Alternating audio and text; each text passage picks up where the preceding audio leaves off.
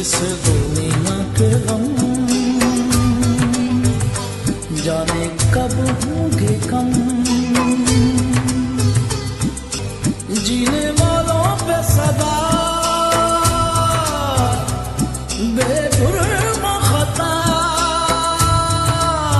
मेरा नाम राशिदा है और मैं मोहल्ला हजवेरी टाउन की रिहायशी हूँ और मुकदमा नंबर 1432/25 की मुद्दई हूँ। मैंने सूदखोरी के खिलाफ रज़ाहद इकबाल, असद, उज़मा, अल्लाह रखा उर्फ इमरान, हमेरा शाहद के खिलाफ FIR दर्ज करवाई है, मगर अफसोस मन मर्जी के अफीसर के पास दोबारा इंक्वायरी लगवाकर मुकदमा खारिज करने की कोशिश की जा रही है और मुझे मुख्तलिफ तरीक़ों से हरासा किया जा रहा है।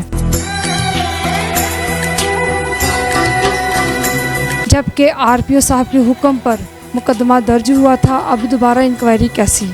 मेरी आला हुकाम CM Punjab, IG Punjab, RPO Faisalabad, CPO Faisalabad और दीगर अफसरान से अपील है कि मेरे साथ इंसाफ किया जाए और अपने तौर पर इस माफिया को चेक करते हुए कार्रवाई अमल में लाई जाए।